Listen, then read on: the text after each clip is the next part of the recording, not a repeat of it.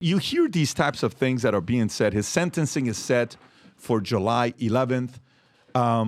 One, how much does things change now? Two, what do you think is going to be happening on July 11th? Because that's 4 days before the RNC. Right. Are they trying to put him behind bars so he can't be at the RNC? How much uglier you think it's going to get? I don't know. I don't know what they're trying to do. I think it was crazy and wrong for them to even do this in the first place. So trying to, divine up what they're going to do, I mean, your guess is as good as mine.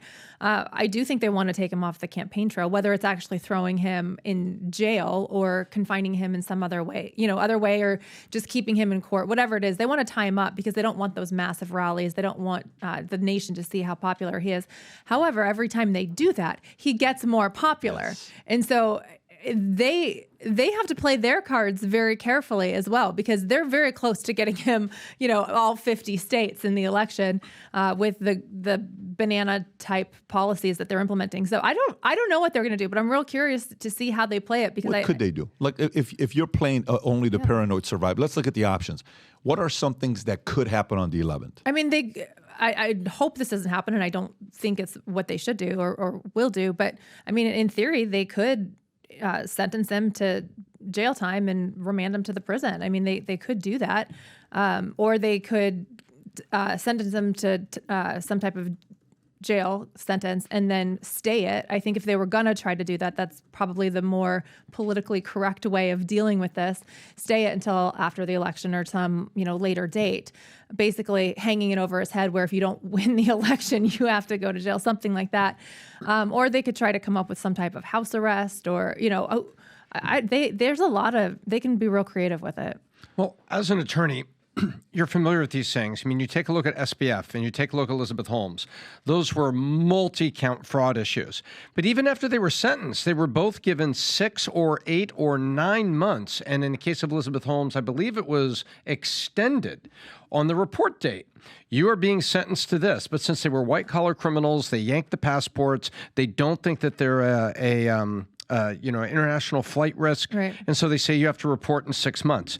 So I think it would be I think the wet dream of the mainstream media is that they're going to sentence him to jail and you're going to see him put in handcuffs and walked out of the courtroom. That's not the way this works. This is a first-time offender, white-collar thing. So if they even mention jail time, it falls against precedent for these things in New York. And if they sentence him to jail time, there's usually a reporting window. Yeah. That even 90 days would take him through the election. Yeah, no, you're exactly right. The normal, in normal life, it would just be another hearing and they would go on, come up with whatever ruling they come up with and they'd move on and continue the case down the road. With the convention being 4 days later, is it possible they might not follow normal procedure? It's possible. I don't think they should. I mean, like I said, I think Donald Trump is only getting more and more popular with all the craziness they throw at him. So I have no idea what they're going to do. So you don't have so let's look at Vegas odds. Where are you going? At the Bobb handicap. If Bob has to handicap it, what do you think we see? You're an attorney. I am an attorney. I think they will probably not take him into custody right away. I think that's a very, very small possibility. I think they'll either kick it down the road and say report later or stay it for something. They'll come up with some way to delay it, but kind of hang it over his head to try to use it as leverage for something. Do they sentence time? First-time white-collar offender on a Class E felony in New York? Nobody does time for these. No, I know. Well, and I don't remember which case it was, but they hadn't even brought the charges forward. We don't truly even know what the underlying crime is. Like, what was he convicted of?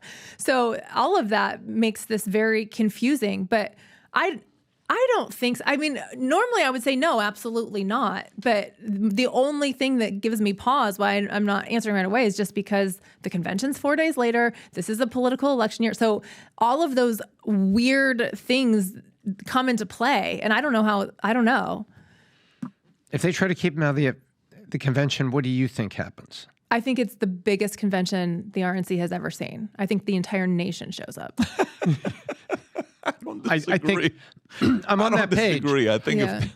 I think it's like going to be, what's the number Eric said yesterday, is $70 million of small donations, $21, $31, whatever. But then over $200 million if you include the big donations that they've raised, which is absolute insanity on the type of money that's coming in. And that's as of yesterday. Right. So God knows where it's at today, let alone if they go out there and do what they're doing. And now Elon Musk is about to do a Twitter Spaces with Trump, and they're now unifying together. And then Jamie Dimon and Elon Musk are now rumored to have fixed their feud of 10, 15 years, and now they're getting good together. Why is Jamie getting involved? Because when Jamie was at World Economic Forum with Klaus Schwab, he started saying, why are you guys bashing Trump? What are you talking about? His economy policies were actually pretty good. There's a very weird amount of people that are coming together. You make a really good point. Joe Biden promised to unify the nation, and he is. Whoops. It's Oops. just I didn't mean this way. against him. So if you like this clip and you want to watch another one, click right here. And if you want to watch the entire podcast, click right here.